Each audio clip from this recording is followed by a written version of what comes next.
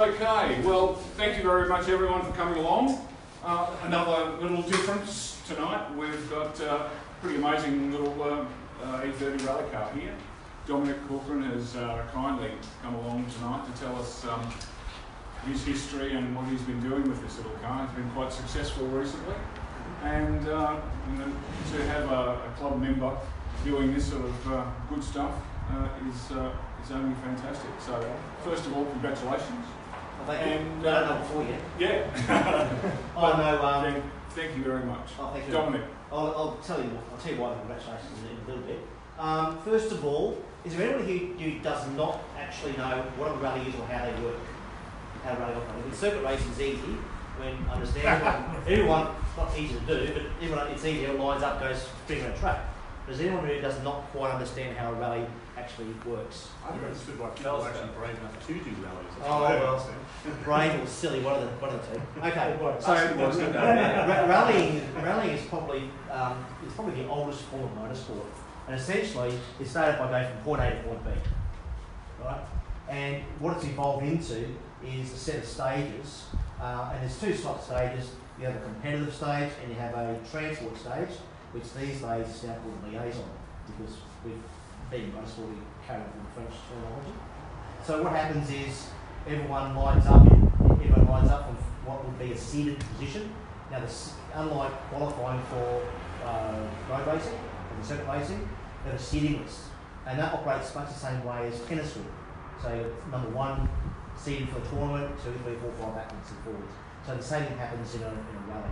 So the more rallies you do, the faster you get, the higher up you're on the sitting list, the higher up your starting position is on the road. So you start from a particular point, and everyone leaves at 2-minute intervals. So, John, no one gets caught up in someone's accident, which is really good. No. And so that's a real big positive. So we go at 2-minute intervals, and then you transport out on a public road, which you'll notice the car is registered, is a special registration. And then you come to a competitive stage, and then you book in, and then you're given an allocated time to start. You start, then you go competitive, so you go as fast as you possibly can down this particular road with all sets of instructions and things. And I've got some in-car to show you how it operates from the inside the car. And then you do it again through a transport stage, the next competitive, then transport to the next competitive until you get to the end of the event. And it's the lowest accumulated time over all the competitive road sections, which is declared the winner. So a rally will could last probably about 7 or 8 hours. You might do about 120 kilometres competitive in that time, and it's quite exciting really. So I've been doing it for quite a while. So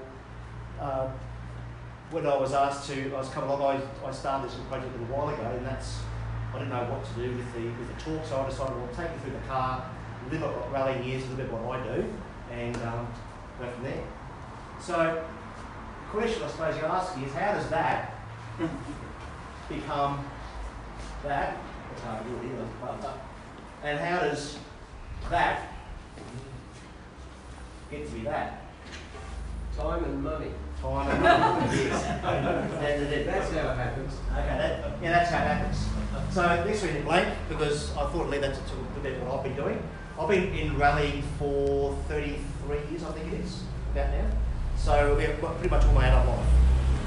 And I have always wanted to be a driver, as everyone usually starts motorsport wants to be a driver. And I always loved rallying. The thing was, I couldn't afford a car, and every time I was going to buy a car for some reason, I'd miss out, some bought it underneath or whatever. So I became a co-driver. So I worked my way up through the ranks of being in a car club, and then doing club rallies.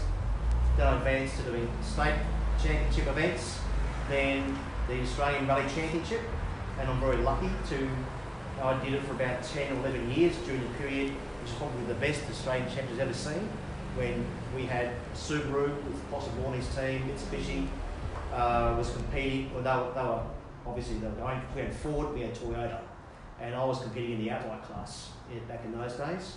I was a private entry, but a satellite rally art team, run by a guy by the name of George Shepherd, who some of you who've been around BMW's motorsport might know, because George was the devil. He was at the time he was the team manager of Volvo S40 Racing during the days of the Super Touring, when BMW was running the Super Tourist. So in the workshop we had Volvo S40 Racing on one side, and we had the Evo on the other side. So that's me in Adelaide. So yeah, that was a Cooper's Pale Ale Rally. So that's, yeah, it was a pretty good car actually, wasn't it? That sits. Here's a bit of idea. It's a lovely car. Really nice car. That's nice and pointed. I think that's me there. Now you can see that's Steve Shepherd. That's George's son, who was we're doing Australian Rally Championship events in those days. We won a state championship together. But the car looks beautiful there, but it's not always looking great. This was an unfortunate thing we had in Melbourne, Rally of Melbourne one time, and the road tightened up on us. Even though we had notes, it was one of the first times they actually restricted recce, and we just missed one little piece of nipping in the corner at the end, and it was a fourth gear corner max, and it was like 100% front position, and hit the bank. The data logger showed about 148 kilometres an hour into the bank, and we rolled multiple times. Let's go back a little bit. That is exactly the same car 4 weeks later. So in 4 weeks, we got that car trucked on our truck from Melbourne back up to our base in Brisbane, rebuilt, re-stickered, back in Scrutineering in 3 week turnaround from Melbourne to Brisbane to Adelaide. We did it like that. So, as everyone in motorsport knows, money solves everything. I thought it must have flew back in the air. No, not quite. Okay, so one reason why I'm showing this picture here is I'll go through bits of the car. So a roll cage is very important, and you can see I've got a few photos here of doing the build process, so it's a bit more stripped away. That cage was built by KCF Rally Sport to an FIA standard. Is that this car here? That's this car here. Sure. Okay. That's this car here. That pink stuff, by the way, is fire-proof foam, expanding foam. Because you have to seal. If you move the boot from underneath the floor as it is into the boot area, then you have to be able to seal it away. So that's what that is. And you don't need to fill tanks under rally cars if you can possibly avoid it, because they get full holes, stones. So yeah, that says a little bit of the inside bit of what's being built. So you can see the bars going across. It's not quite a Sainz bar. It's not, as you'll notice, it doesn't follow down the line of the A-pillar either. And the reason for that is it's actually stronger in that particular angle. It's a straight-based cage, I didn't really say, it is Sainz bar. And what it does is it crosses over at the point of where the A-pillar is. So when you're sitting in the car and you're looking towards the A-pillar, all you see is like that thick. When you put a roll cage that goes down inside the A-pillar, you've got something that's that thick, and your eye starts here, goes to there. By the time you're trying to see a tree pick an apex, you actually got a blind spot about this wide. So that's why I've done that. Pedal box. It's a Tilton Motorsport pedal box, and I'll show you that picture there because you can see the footing. So you can see how it's all been sculpted into the actual vehicle itself. It's a very heavy duty piece of fabrication.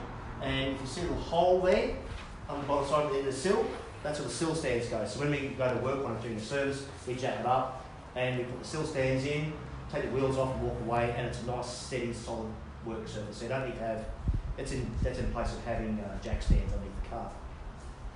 So again, safety is pretty paramount. That's why I do that. The exhaust system, that was made by Exhaust Innovations. It's a special set of pipes made by Brian to be tune length, manual bed. And I thought, well, I can't put the standard exhaust manifold in the car because this E46, which it came from, manifold doesn't fit that body. So I thought, if I'm going to get an exhaust built, I might as well get a good one built. So there. That's photographed the boot. I've opened up, so most of you have seen it already. That's a fully baffled tank, probably holds about 85 litres, I don't know. As you can see, I'll stop counting at 60. Depending on the event. $120? Pardon? That's $120 today? Yeah, probably, yeah, maybe more. But anyway, it's a fully baffled tank, sitting on it's got a position there, so sitting over the rear axle. Massive fuel pumps, so those are high pressure pumps which go through a 2.5 litre swell pipe to those Bosch 044 motorsport pumps, so make sure I've got good pressure. So it's one of those a backup, is it? Yeah, it's essentially there's two. Yeah, well, actually, that's isolated on there. I just thought I'd ask that question. Yeah, well, I have actually been in rally cars because rally cars take a pound and they can bang, and fuel pumps are not normally designed to take that much of a pounding. I have actually been in cars before where, as a co-driver, the car stops because the fuel pump has died, and the driver says, "Oh, I've got a spare in the truck." I thought, "What the bloody good is that?" You know, so the extra cost, if you've got the parts, the extra cost is just the fuel line, extra fuel line to plumb it in. So it's the cost of actually doing that is the cost of one entry fee. So it's from a point of view of saving money, but if you go for a few, it's a good idea to have a backup. So I've got pump one, pump two. So do you know if one's failed? Oh yeah, you car stops. Yeah, car stops, no more fuel. Doesn't it automatically swap over? No, I would have toggle switch. I would have toggle switch. The car was rewired, it's completely stripped. There was a bare shell rebuild, by the way. So everything came out of the car, and that's the inside the glove compartment. So everything is being wired in, everything is individually fused. There's a bus bar up underneath the dashboard you can't see. So essentially, everything's been built with serviceability and reliability in mind and safety. Those are the key features when you build a rally car. So we do. So the specs. So the engine itself, it's a 2.8 litre out of an E46. Found a donor car, it had 216,000 kilometres on it, and the engine hasn't been cracked open yet, and it was still putting out 155 pounds on a compression test. So that'll let me. Just run in. Hey, just run in. Inlet map. So the 2.8 litre engine is sort of like an economy engine. The M52 was a bit of an orphan. It was an odd one when they were making these engines. So it had the same kilowatts, if you like, off the showroom floor as a 2.5. It had more torque. Theory being more economical.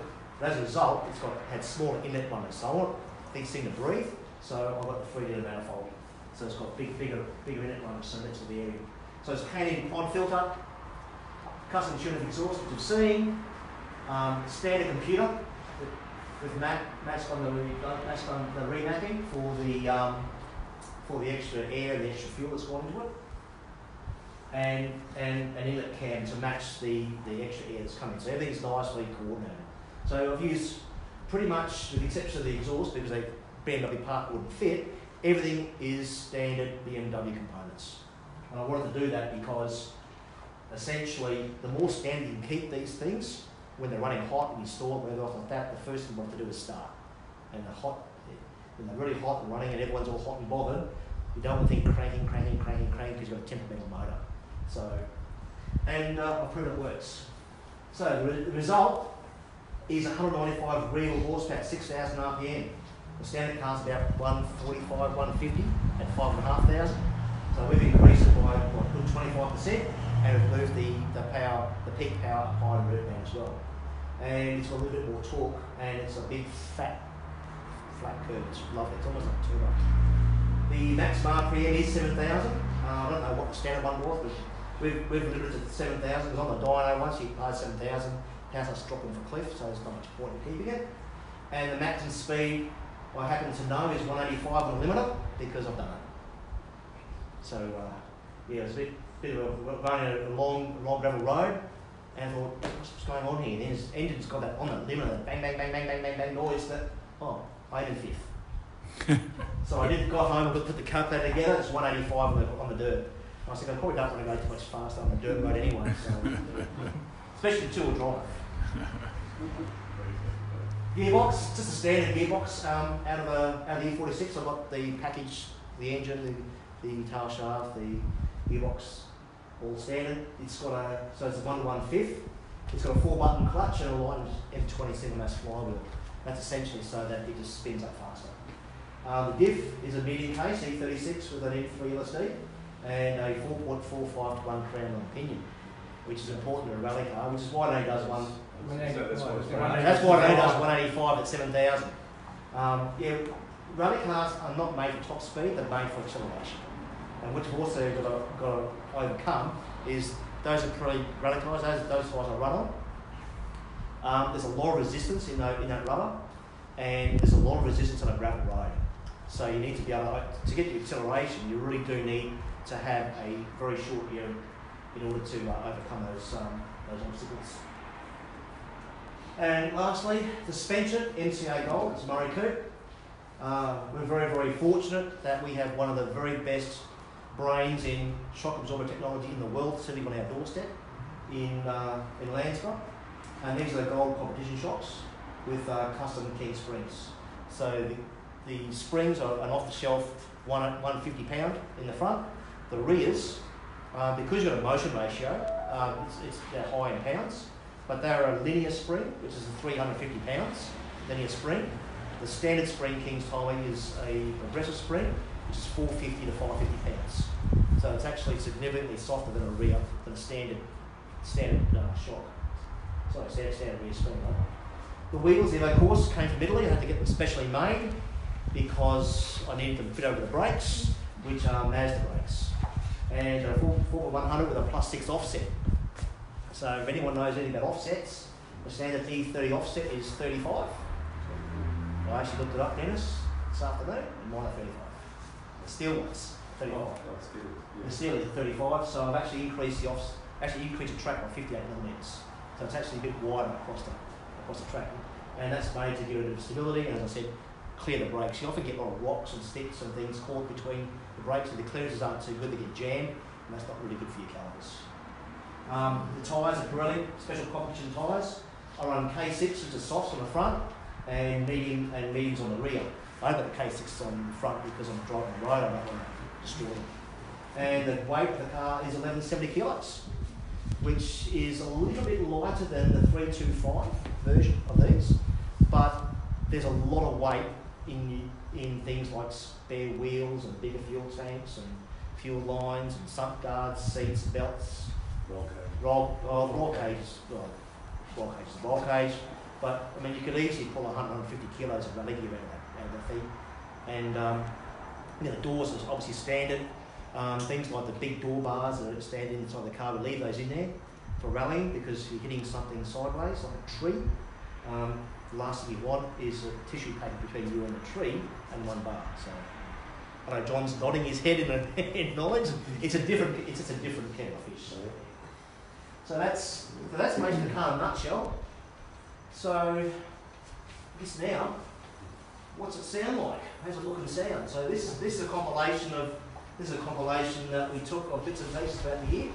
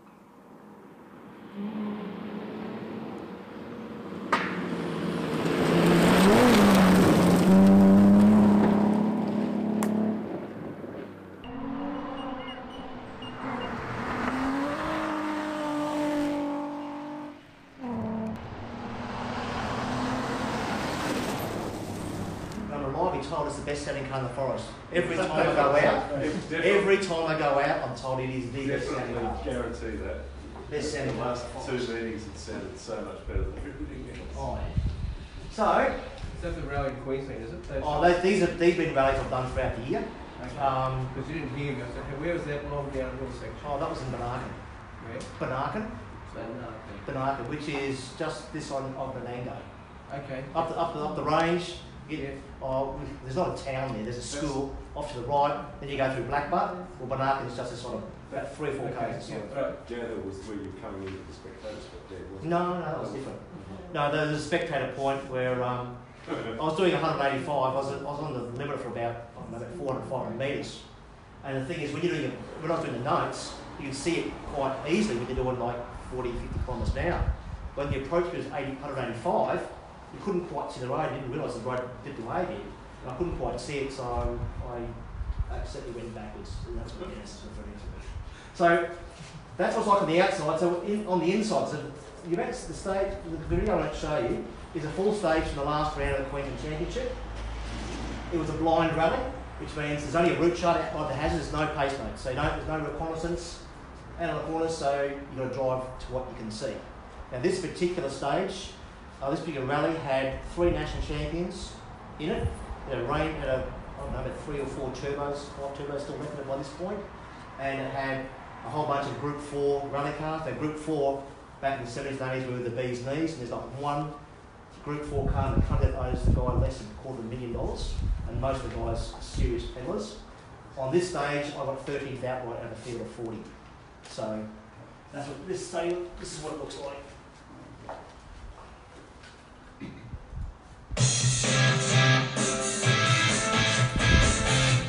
And don't forget launch gear second.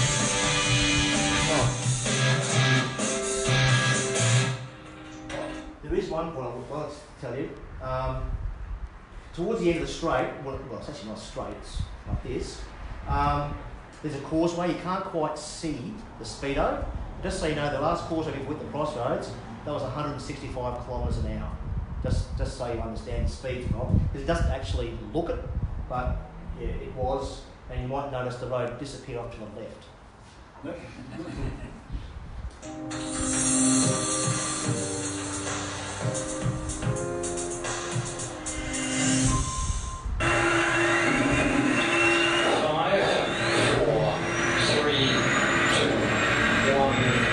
That's second gear, don't forget.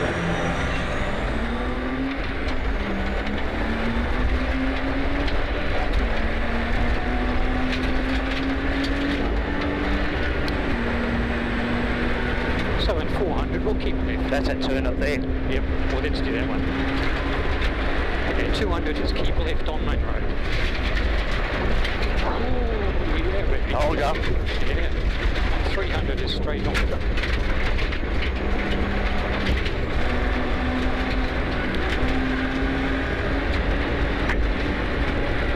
And 400 is straight on.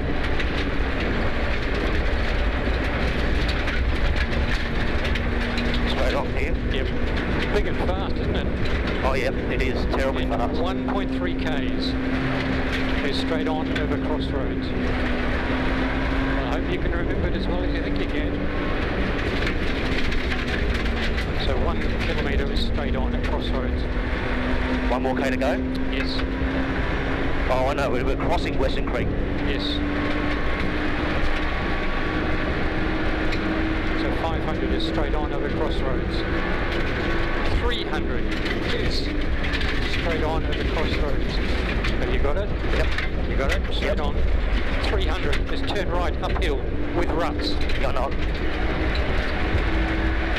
That's coming up in 100. There's a turn right uphill. Ooh, turn right uphill here. 500 is turn right. It's double caution to gutter. Oh, yeah, baby. Here we go. 300, a double caution, turn right, caution, gutter. Alright, we're dead again. Oh, come on, baby, you can do it. 100 is a double caution board for turn right, caution, gutter. 500, crest, and then road goes left down.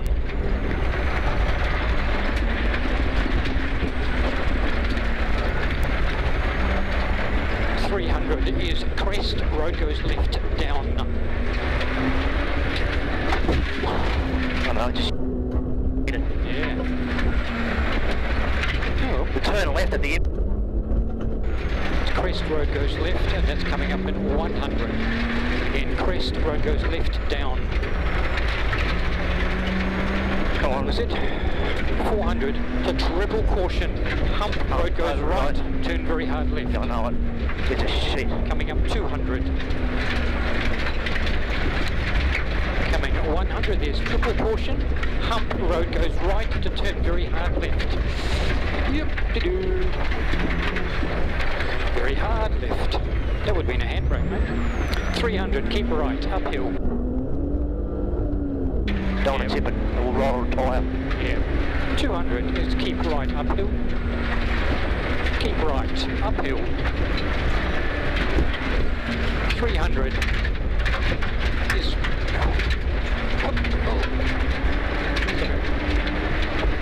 300, grid road goes right over crest. Grid. That's coming up 200.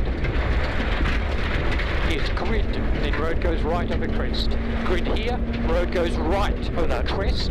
400, turn very hard left off main road. Yeah, it's down the hill here. Yep. That's coming up at 200. In 100, turn very hard left. Very hard to see. Yep. Into road goes hard right. Where is it? Down there. Oh, here it is. Yep. Into road goes hard right, don't cut. Yep, road goes hard right here, don't cut. I know. 700, the road goes right downhill. Let's take us back to the old creek. It's road too. Keeps wanting to use it.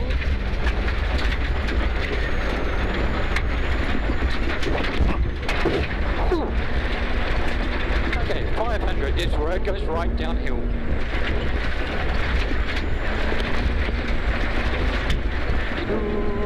That'll be 300 for road goes right.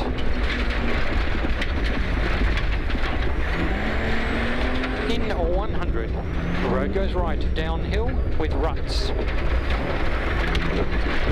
Oh, Jesus, Dom. I think you got it, whatever it was. Road goes right downhill with ruts. And 200 to keep right, caution Rocky Creek crossing. Yeah, no. Road goes right into the creek crossing. Keep right, Rocky Creek crossing. Just here, keep right. Rocky Creek crossing. 200, caution hump. 90, caution hump again. Yeah, there's a lot of humps up here, and it's on the exit of the corner. Yep, and that's in 100. The caution hump and caution hump again. There's one, you can see the next one. And 200, turn right at T. Turning right here. 200, bear right off main road. 200 bear right. Yes. That's in 100, bear right off main road. Straight ahead here? Bear right. Oh, yes. right, okay, I'm with you.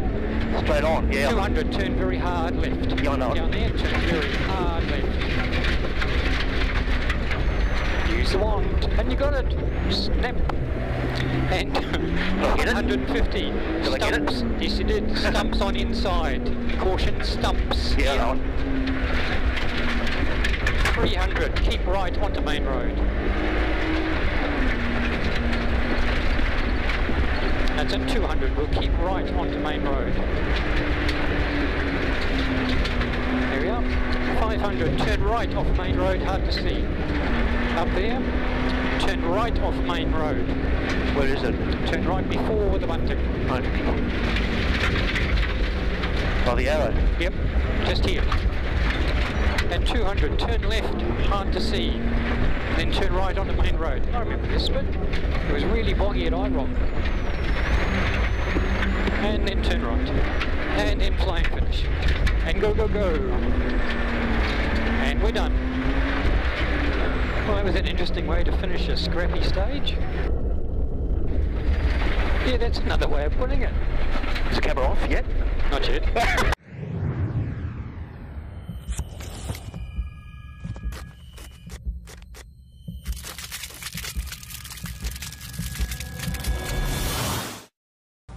Using bad language. Yeah, I was unhappy with the road quality. Anyway, so a few people to thank. you might know some of these. So Piers and Simon had a lot to do with helping put this in together.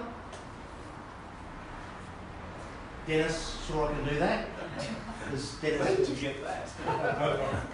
1975. This guy, some of you might know him. Greg.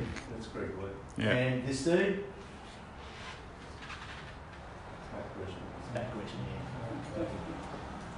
Just so that you know, now that you finally finished the car, Yeah. I don't think it was related, but Greg actually had a heart attack. I know, yeah, Greg did have a heart, yeah, he spoke to him, yeah. I saw him, I was with him 2 days ago. He's okay, he's good. So, questions? When do we all get a turn? Beg your pardon? When I what? When do we all get a turn? Get a turn? Well, interesting you say that because essentially if you fit in it, you can more or less drive it. I'll let you, but you've got to be able to fit in it. It's been made specifically for me, it's bespoke. So anyone who's not my height will find it rather cramped. That's heightest. That's heightest. Take my heels off. Who's your co-driver? Co-driver is a guy called Dennis Neagle. Yep. Dennis is he's a Kiwi. He's got about 35 years experience. Yep. Mostly with Targa events. Right. So he's a pretty good co-driver. So Right. I've had many years doing notes. Yep. Of course, he does. So we've gelled pretty well together. Right. So that was a blind rally, but we also do post-note rallies. Right. I heard him calling Main Road. I didn't see any main road there. Oh, that was nice. Yeah, it was a bit of a joke. Yeah, some of the roads are very tight. Like I said, if you go back, like that section I was telling you about, which I hit that causeway, at about 165 what it was, you notice the road isn't quite straight. You could hear the engine would have been really going pretty hard at that point. Yeah, the road is literally only as wide as what needed that car away. Yeah. That's it. And then there's a grass verge, and the tree line would have been as wide as this, maybe a bit narrower in parts. Mm-hmm. Anyway, you know, and there's other roads have been doing similar things. You're doing 160, 170 kilometres an hour, and the trees are only, you know, hitting the car away off your mirrors. Since you built the car, has it sort of lived up to your expectations? Yeah, it has actually. It's been a lot of fun. Like I said, I've been rallying a very long time. I've done rear-wheel drive cars, I've been in front-wheel drive cars, and a lot of four-wheel drive cars. But I call this fun-wheel drive because a big grunty motor up front and rear-wheel drive, and it's a great package. The first strut, semi-trailing arm, rear suspension is a great layout for a rear-wheel drive rally car, and BMW did a great job with the E30 when they put it together. Unfortunately, the engines of the E30 weren't that conducive to what I wanted to do, but the rules allowed me to upgrade the motor to a later version, and it's a great little package. What class does the car actually compete in? This one is classified as a club rally car. Right. There's essentially rallying runs to production car rules. Yep. So a car has to have a lot of production car parts in it, mostly be a production car. The thing is, the Datsuns and the Escorts and the Mazdas and things are getting to a point where they're so old, engines are pretty much hard to come by. So they kept the production car class and created club car rules, club rally car as a category. And that category essentially is a production rally car that allows you to use an engine from the same manufacturer, but a later one. And so basically, people who had their Datsuns and couldn't get engines anymore from anything else like that, instead of parking it forever or scrap it or whatever, they could just get a later one engine. So if you had a Datsun 1600, you put an SR20 engine in it, or a Ford, you could put an Escort if you wanted to go that way, you put a Duratec engine in it. If you've got plenty of money, put a YB Cosworth, and if you've got too much money, put a BDG Cosworth in it. But, so that's it. So I compete in what's essentially a two-wheel drive category, to answer your question. Will you give this a go tomorrow at the hill climb? No, didn't know it was on. I'm in Tourmaline tomorrow, so I didn't know it was on. But no, this thing isn't really ideal for hill climbing. I mean, you could run it in hill climb, but it's just not. It's too heavy. It's made to be doing. As you can see, some of those roads were pretty rough already. So there's a lot of reinforcement in the car. The rear arms you wouldn't recognise, or you might, but they've all been welded, plated, gusseted, all sorts of things. So, and that just adds weight to the car. The sump guard, you might have seen, there's 20 kilos in there. You know, so there's a lot of weight that you've got to put into the car in order to make them strong enough to withstand the rigours of rallying. Yes? So, all-wheel drive versus rear-wheel drive, how much of an advantage do they give you in terms of control on these sorts of roads? Oh, enormous. I was going to sort of say, I mean, I don't understand how you're still alive. I mean, I'm serious. Been doing this for 22 years. This looks like they're driving and putting Russian roulette. I mean, how many accidents have you been in? I couldn't tell you. Not because I don't want to, because I've just lost count. Yeah, no, I mean, I've been off the road a couple of times. I mean, when I was rallying with Steve, we had quite a few accidents going in the ARC, and the car would come back and he'd email me or text me or whatever, and download a data log, and I'd usually get something like 150 kilometres an hour, fourth gear, 100% throttle position, because that was when we left the road, usually. I was interested in a left-hand drive car one day in a rally at Melbourne, and it was snowing, and because in July we go to the mountains up behind Healesville and Marysville, and I didn't realise how much as a co-driver you read the road as a co-driver, because you get notes and you're calling it, 6 left, 50, blah, blah, blah, blah, blah, whatever. But what you don't realise is how much you're following the actual road, contours of the road, and it's snowing, all you've got is 2 brown lines. It becomes quite challenging. And you're going down one piece of road, and again, like I said, it was left-hand drive Evo 5, and the driver, for some unknown reason, decided to get out of the wheel ruts through a kink, because he wanted to set for a corner that's about 200 metres away, and the problem was, we were doing about 143, 144 clicks, and suddenly when you get out of the wheel marks in snow at that speed, the car starts rotating.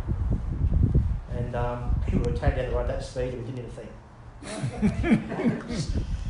Other times, you hit things, and we rolled over the head of one guy once, who was staying in the wrong position. He was very, very lucky. But yeah, ripped wheels out, all sorts of things. And Next. All forms of motor racing. Oh yeah, look, rallying is motorsport. Rallying, like any motorsport, is only as dangerous as you want to make it. At the end of the day, I'm working my way up to speed. I could be going a little bit faster. That stage was 13th fastest. The following stage was 10th fastest. Like I said, in a really good field. But the trick is to build up your speed. Crawl, walk, run. Same thing. Yes. When do you take all your notes? You go over the whole track first? In that particular rally we didn't. We got in a normal in a pace-started rally we do what's called reconnaissance. I reckon we go over the road and usually only give them two runs over the road. So one essentially is to write your notes, and the other one is to check them. But there's speed limits in the forest of 50 kilometres an hour. As I was saying before, when I was doing 185 down the road, even though it was a T-junction, you could see the trees, obviously in front of where you were. But what you couldn't quite tell at 50 kilometres an hour was the road you're going onto dipped ever so slightly. So you couldn't actually see the ribbon of brown at the T in front of you when you came out. Unfortunately, it was quite wide. And 185 clicks just doesn't exist. So basically, I got him to count me down, and the first time we did it, I should have listened, because I thought, no, he's not right. And then, shit, he is. So I went in backwards. So I turned it in, I go too fast, so I spun it. So luckily there's nothing in here. Is that the equal to the last one? No, that was at Banaka. Oh, that wouldn't have been there yet. Okay, well, I think... Yeah, brilliant. Thank you. Absolutely fantastic. Well, by the way, congratulations. You met before. You said yes. Yes. Tell us about what you've been doing. Okay, like I said, I've been rallying for 33 years as a co-driver. This is a 6-year project to build, and I entered what was called the Queensland Clubman Series, which is there's a novice, then clubman, and then there's outright QRC, Queensland Road Championship. And because I hadn't driven before, I thought, well, I won't go in the QRC because I'm up against guys who've been driving these roads for 30 years and 20 years. It's a bit since I've never actually done that. So I elected to compete in the Queensland Clubman Series, and we won it. So that was a it was a great introduction to yeah. my first year running. So, little Bimmer country. Yeah.